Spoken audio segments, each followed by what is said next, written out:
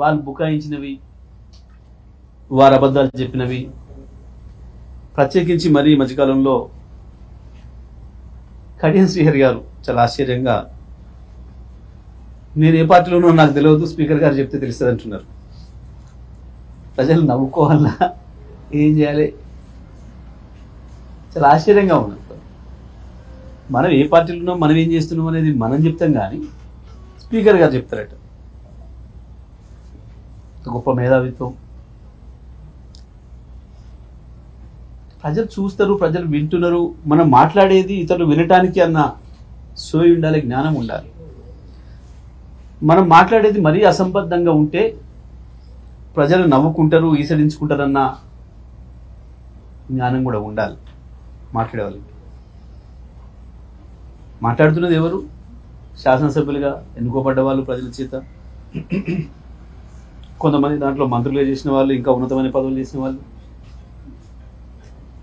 ఎంత నిస్సిగ్గుగా, నిర్లజ్జగా, ఎవరేమనుకుంటే మాకేంది అన్న పద్ధతుల్లో వాళ్ళు మాట్లాడుతున్న తీరు వాళ్ళ నైరాశ్యాన్ని తెలియజేస్తూ ఉంది. ఇది తప్పకుండా స్పీకర్ గారు నిర్ణయం ఏది చేసినా ప్రజల దృష్టిలో మాత్రం ఇప్పటికే వాళ్ళు పూర్తి స్థాయిలో పతనమై ఉన్నారు. ఇది ఇట్లాగే ఇంకా కొనసాగిస్తే, ఈ మాటలు ఇట్లాగే మాట్లాడుతూ ఇట్లాంటి రాతలు రాసి స్పీకర్ గారికి ఇస్తూ ఇంకా మేము ప్రజల్ని మోసం చేయడమే కాదు, స్పీకర్ గారు కూడా గంతలు కడతాం, కోర్టులో కూడా గంతలు కడతాం అనే ఒక ఆలోచనలు వాళ్ళకు ఉంటే అంత మించిన మూర్ఖులు ఇంకోరు ఉండరు.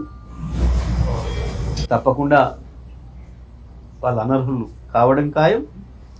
మళ్ళీ ఎన్నికల్లో ఎవరైనా నిలబడితే కూడా వాళ్ళు మట్టిగా రావడం కూడా ఖాయం.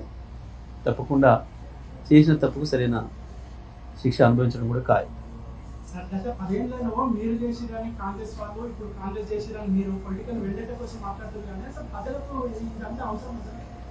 ప్రజలకే ఎక్కువ అవసరం. ఇట్లా తప్పు చేసిన వాళ్ళను శిక్షించాలనే కోరిక ప్రజలకే ఉంటుంది. 10 ఏళ్ళుగా మేము చేసుడు మీరు చేసుడు కాదు. బీఆర్ఎస్ పార్టీ పుట్టక ముందే ఈ చట్టం వచ్చింది. బీఆర్ఎస్ పార్టీ పుట్టక ముందే ఈ చట్టం వచ్చింది అంటే దాని అర్థమైంది, అంతకంటే ఎప్పటి నుంచో ఉన్నవి ఇటువంటివి అని కదా. మొదలుపెట్టిందే కాంగ్రెస్ పార్టీ. పార్టీ మార్చడాలని జనతా పార్టీని కూలగొట్టి, పార్టీ మార్పిచ్చి జనతా పార్టీని కూలగొట్టి చరణ్ సింగ్ గారిని తీసుకోవడం మొదలుపెట్టిన కానించి ఇప్పటి వరకు భారతదేశ చరిత్రలో అత్యంత ఎక్కువ పార్టీ ఫిరాయింపులను ప్రోత్సహించింది కాంగ్రెస్ పార్టీ. ఆ తర్వాత బీజేపీ వచ్చిన తర్వాత మధ్యలో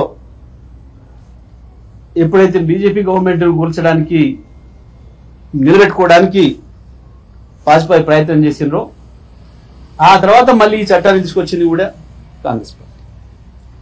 ఎక్కడ బీఆర్ఎస్ పాత్ర లేదు దీంట్లో.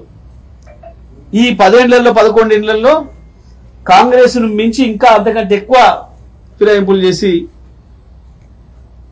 అంతకుముందు వ్యక్తులు ఫిరాయింపులు చేసేది కానీ ప్రభుత్వాన్ని ఫిరాయింపు చేసిండు మోడీ గారు. ఈరోజు సాయంత్రం వరకు కాంగ్రెస్ పార్టీ ముఖ్యమంత్రిగా ఉన్న ఆయన రేపు పొద్దున తెల్లారే వరకే బీజేపీ ముఖ్యమంత్రి కూడా అయింది. ఇది మనందరం కళ్ళ ముందుల విషయం. ఇందులో ఈ చట్టంలో టీఆర్ఎస్ పాత్ర ఏం లేదు. ఈ చట్టం తెచ్చినప్పుడు ఈ 2 జాతీయ పార్టీలే పార్లమెంట్లో ప్రాతినిధ్యం ఉన్నాయి, కాంగ్రెస్ బీజేపీలు. ఈ దేశంలో ఇట్లాంటి ఏమైనా జరిగినాయి అంటే దానికి పూర్తి బాధ్యత కాంగ్రెస్ బీజేపీ 2 పార్టీలది.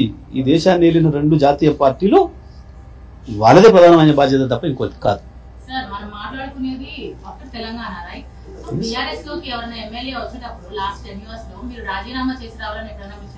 మేము విలీనం చేసుకున్నాం. విలీనానికి సరిపోయే సంఖ్యలో అయినంత మంది వరకు మేము తీసుకోలే వాళ్ళని. విలీనం సరిపోయే పద్ధతుల్లో ఇప్పుడు వీళ్ళు తెచ్చిన చట్టం ఏదైతే ఉందో ఆ చట్టం అనుమతించిన మీదకే మేము పనిచేస్తాం.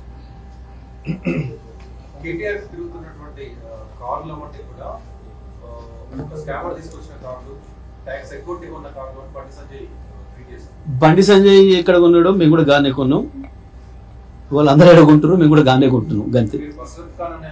నేను ఏమంటున్నా, బండి సంజయ్ తిరిగే కార్లు ఏ షోరూమ్ లో కొంటారో మేము కూడా అదే షోరూమ్ లో కొంటున్నాం. సెకండరీ కూడా కొంటాం. నువ్వు అంతా నేను కొననా? ఇప్పుడు నా కారు కూడా తీసేస్తున్నాను, నేను అమ్ముతున్నాను, నువ్వు కొనవా? సింపుల్, దానికి ఏముంది. కారు రోడ్డు కొనుక్కోవడం కూడా అమ్ముకోవడానికి సహజమైన విషయం. దానికి పెద్ద ఇదా ఈ బండి సంజయ్ హోంమంత్రి కూడా పెద్ద కనిపెట్టింది ఇదా వాస్కోడ్ గామ లేక కొలంబస్ లెక్క. గత చిల్లర మాటలు చిల్లర వేషాలు.